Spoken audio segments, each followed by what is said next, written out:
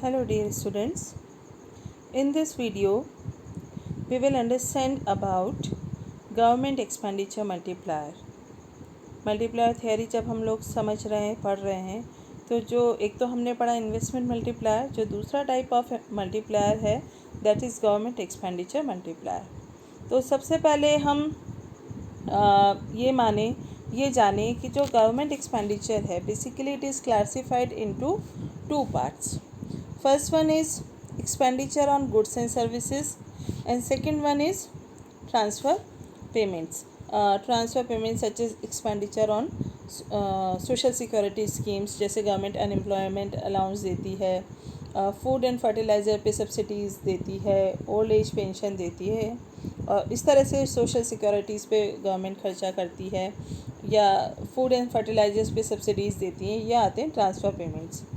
ठीक है, तो ये दोनों तरह के जो एक्सपेंडिचर्स होते हैं गवर्नमेंट के they have a multiplier effect on national income. जैसे इन्वेस्टमेंट मल्टीप्लायर था उसी तरह से गवर्नमेंट एक्सपेंडिचर मल्टीप्लायर का भी नेशनल इनकम के लेवल पे मल्टीप्लायर इफ़ेक्ट होता है.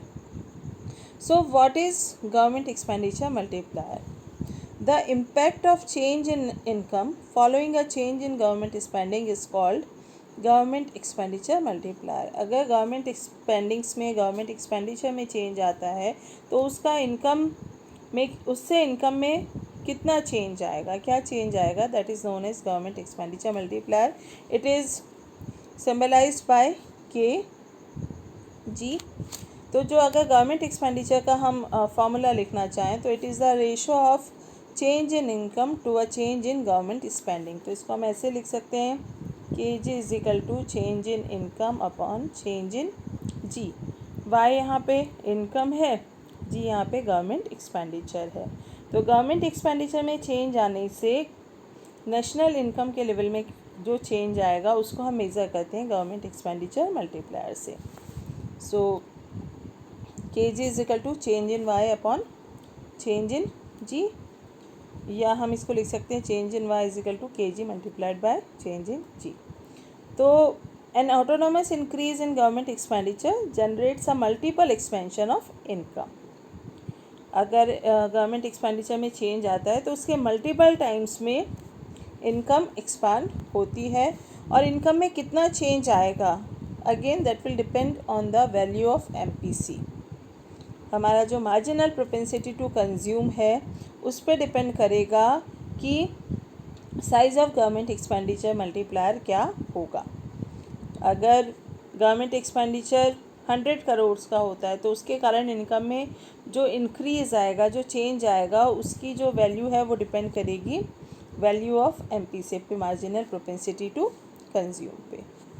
जो फॉर्मूला है गवर्नमेंट एक्सपेंडिचर मल्टीप्लायर का वो वैसा ही है जैसे इन्वेस्टमेंट मल्टीप्लायर था. Change in Y is equal to 1 upon 1 minus MPC multiplied by change in G, और it can be written as change in Y upon change in G is equal to 1 upon 1 minus MPC. ऐसा ही KI का होता था 1 upon 1 minus MPC. तो जो government expenditure measure करने का जो फॉर्मूला है that is KG is equal to 1 upon 1 minus MPC, जैसा कि इन्वेस्टमेंट मल्टीप्लायर का भी होता है. देन इसको हम कैसे समझेंगे कि गवर्नमेंट एक्सपेंडिचर का कैसे मल्टीप्लायर इफ़ेक्ट होता है नेशनल इनकम के लेवल पे. सपोज़ हम मान रहे हैं कि जो इकोनॉमी है वो रिसेशन में है, ठीक है, और रिसेशन के कारण इनवॉलेंट्री अनएम्प्लॉयमेंट एक लार्ज स्केल पे इकोनॉमी में आ गया है. अब गवर्नमेंट क्या करेगी, विदाउट इंक्रीजिंग टैक्सेस, जो गवर्नमेंट है वो डिसाइड करती है कि जो एक्सपेंडिचर है गुड्स एंड सर्विसेज पे उसको बढ़ाया जाए. और ऑब्वियसली इसके लिए गवर्नमेंट को बजट डेफिसिट होगा गवर्नमेंट का, और उसके लिए उसको लोन लेना पड़ेगा. खैर, अब जब गवर्नमेंट अपना एक्सपेंडिचर जब बढ़ाती है गुड्स पे, तो ये जो एक्सपेंडिचर में चेंज हुआ it causes expansion in output of goods and services. जब गवर्नमेंट एक्सपेंडिचर करेगी, गुड्स एंड सर्विसेज खरीदेगी, तो ऑब्वियसली उन गुड्स एंड सर्विसेज का आउटपुट बढ़ेगा और जो लोग इन गुड्स और सर्विसेज को प्रोड्यूस करने में एम्प्लॉयड है उनकी जो इनकम है वो जनरेट होगी, ताकि ज़्यादा से ज़्यादा जो गुड्स है, मोर गुड्स जो हैं वो गवर्नमेंट को सप्लाई हो सके। ठीक है, जब गवर्नमेंट ने एक्सपेंडिचर बढ़ाया तो जो गुड्स एंड सर्विसेज हैं उनका एक्सपेंशन होगा, और जो लोग इन गुड्स और सर्विसेज को प्रोड्यूस कर रहे हैं ताकि गवर्नमेंट को जो गुड्स की सप्लाई है उसको बढ़ाई जा सके, उनके लिए इनकम जनरेट होगी।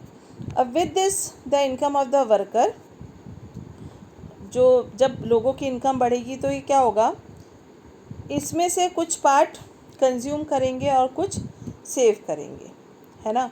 तो वो क्या करेंगे, कंजम्पशन पे अपना कुछ खर्चा करेंगे। अब वो कितना करेंगे, that depends on marginal propensity to consume. Marginal propensity to consume क्या होता है, change in C upon change in Y. जब हमारी इनकम में चेंज होता है तो उससे कंजम्पशन एक्सपेंडिचर में जो चेंज आता है that is marginal propensity to consume.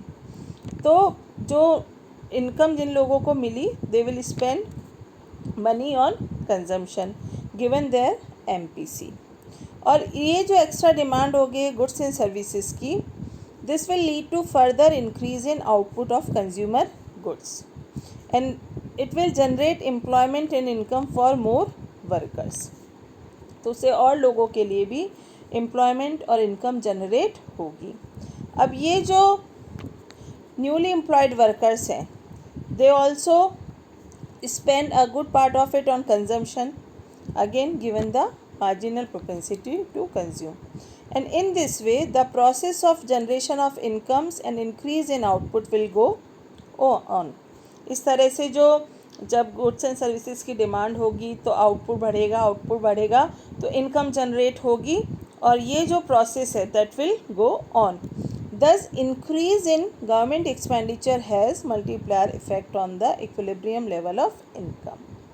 जो गवर्नमेंट एक्सपेंडिचर जब बढ़ता है तो उसका जो इक्विलिब्रियम लेवल ऑफ इनकम है उस पर मल्टीप्लायर इफेक्ट आता है। और again the size of government expenditure multiplier depends on marginal propensity to consume, it is given by 1 minus MPC।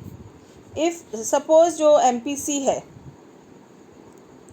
जो मार्जिनल प्रोपेंसिटी टू कंज्यूम है, इट इज़ 0.75। सपोज जो marginal propensity to consume है it is 0.75। तो जो value निकालेंगे हम निकालेंगे 1/1 minus MPC, मतलब 1/1 माइनस 0.75।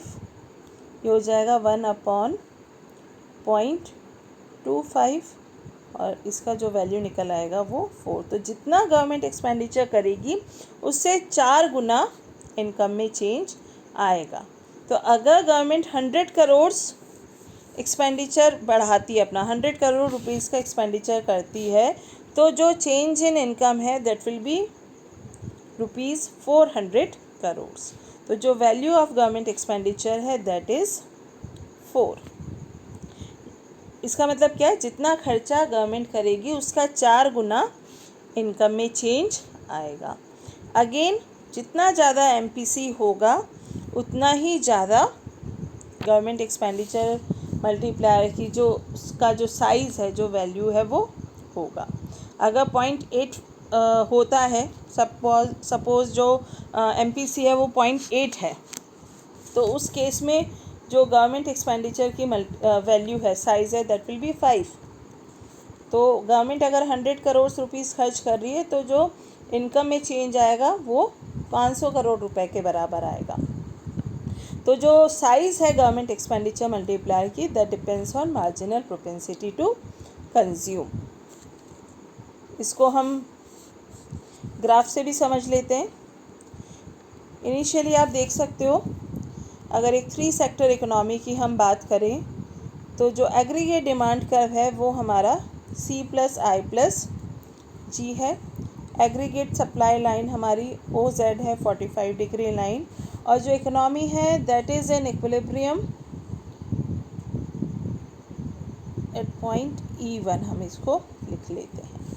और यहाँ पे हम ये मान रहे हैं कि इस समय जो गवर्नमेंट है, जो इकोनॉमी है वो रिसेशन में है और कई लोग अनएम्प्लॉयड हैं।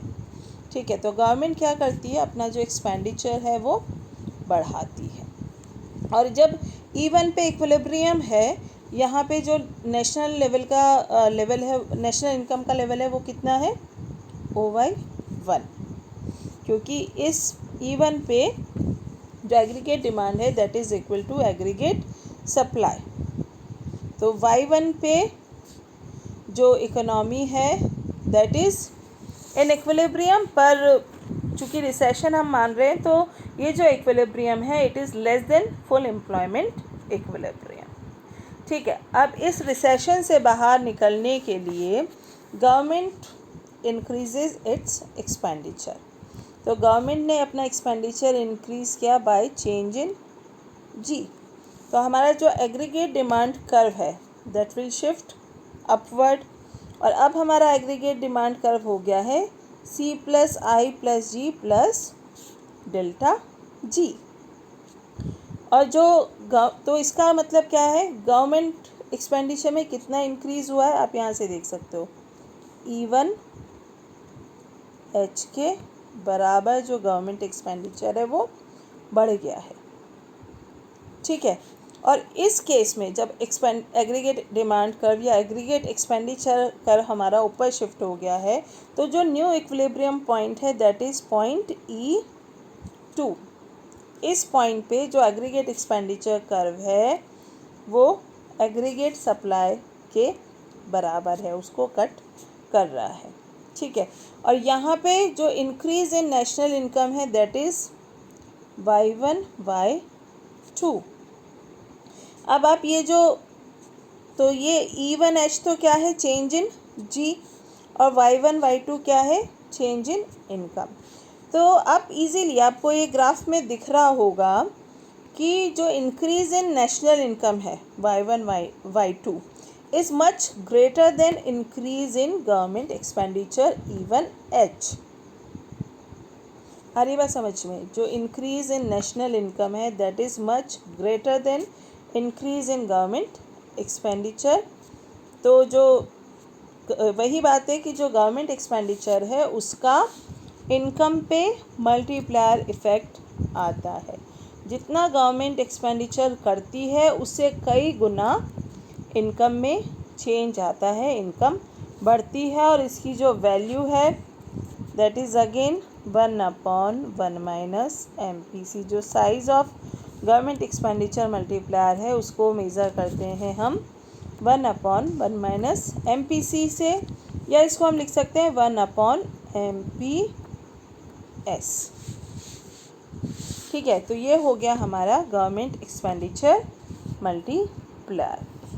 अगर गवर्नमेंट अपने एक्सपेंडिचर में को इंक्रीज़ करती है तो उससे मल्टीपल टाइम्स में इक्विलिब्रियम लेवल ऑफ इनकम में इंक्रीज़ होता है, और जो साइज़ ऑफ गवर्नमेंट एक्सपेंडिचर है that depends on marginal propensity to consume, या जिसको हम स्मॉल b से भी लिखते हैं।